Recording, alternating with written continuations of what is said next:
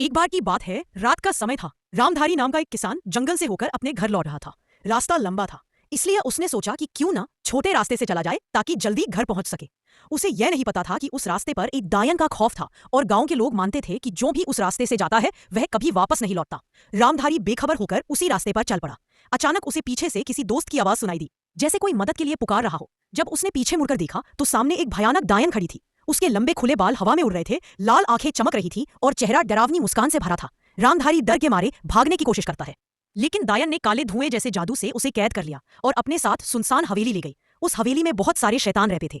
वहीं पर उसने रामधारी को लोहे की जंजीरों में बांधकर कैद कर दिया। सुबह हुई तो रामधारी के घरवालों को चिंता हुई कि वह अब तक नहीं लौटा।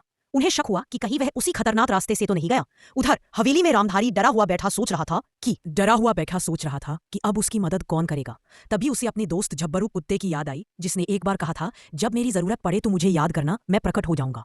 रामधारी के पिता ने झब्बरू को दिल से याद किया और अचानक धरती हिलने लगी। तभी 30 फीट ऊंचा सफेद झब्बरू कुत्ता प्रकट हुआ। उसने सब कुछ सुना और गुस्से में कहा, मैं रामधारी को लेकर ही वापस आऊंगा। फिर वह हवेली की ओर निकल पड़ा।